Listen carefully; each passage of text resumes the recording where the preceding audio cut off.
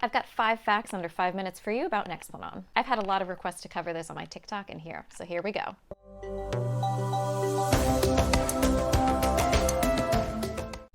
Welcome back, everyone. Today we are talking about Nexplanon, or the arm implant birth control. Nexplanon placement we do in the office. It's super quick and it doesn't hurt. We use numbing medicine in the area where we're going to place the Nexplanon, so we'll clean off your arm, put some numbing medicine, and then use the applicator to slide it in. All in all, it takes a few seconds to actually place the actual Nexplanon. The consent and the process, all of that takes much longer. The first thing I think everybody wants to know, how well does it work? The good news, it is the most effective form of birth control that we have that is long-acting and completely reversible. The failure rate, or how many times you'll end up pregnant using this method, is less than 0.5%. That is amazing. It works really well, and there's no way to screw it up. You don't have to remember to take a pill or put on a new patch. There's no chance that it can fall out like an IUD.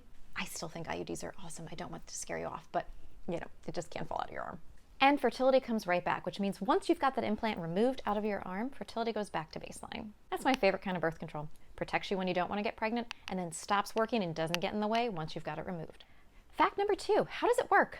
It works by blocking ovulation. So when an egg is not released, there's nothing for a sperm to fertilize. It also thickens the cervical mucus. That's a secondary way that it works. Why is thickened cervical mucus cool? Well, it's another way to ensure that you don't get pregnant. It acts as a roadblock. I talked about that on my last YouTube. You can click the card right up there to get to it. But it acts as a roadblock for bacteria and viruses to get up into the uterus and potentially cause infections. Note, you still need to use condoms to protect against sexually transmitted infections. Do not rely on Nexplanon alone. Quick fact 3, spotting or unscheduled bleeding. I'm going to talk about this because this is actually one of the most common side effects and can be a reason that somebody might want to have their Nexplanon removed. So we know with forms of birth control like the IUD, spotting or unscheduled bleeding can happen after insertion, and it gets better over time. Unfortunately, with the Nexplanon, it doesn't always get better. If you are somebody who's okay with a little unscheduled bleeding, some spotting here and there, you can put up with it because you know you've got an amazing form of birth control that's totally private and you don't have to do anything to manage. This is maybe a really good option for you. If you are somebody that you want no chance of this, then this isn't the option for you. And if you're not sure, discuss it with your doctor or your provider to figure out if this is a method for you. What about weight gain?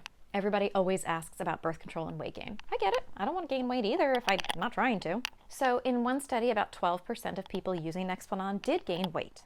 That's not the whole story though. In a follow-up study, they looked at that weight gain after a year of use, comparing people who use Nexplanon to the copper IUD, so no hormones. And there was no difference after they controlled for other factors, what we call confounding factors. If you ask me, it's really hard to pin that weight gain then on a form of birth control when you've controlled for other things, there's no difference there. Take-home message, the only form of birth control that's really been shown to cause weight gain or be associated with weight gain is the Depo-Provera shot, not this Nexplanon. However, if you notice weight gain and you're struggling, talk to your provider about it. I don't want you to avoid this form of birth control because you heard me talk about weight gain. The data is not great. Last tip, how long is it good for? Well, it's FDA approved in the United States for 3 years, but studies have shown that it works up to 4 and possibly 5 years. So if you choose to leave it in longer, you're most likely covered, but I do want you to talk about it with your provider first. I hope these fast facts about the Nexplanon were helpful. Check out my show notes for references and resources or drop your questions or comments below. I hope that you'll follow me along on Instagram and TikTok. I've got a ton of information there. And be sure to like, subscribe, and turn on that bell so you've got notifications here.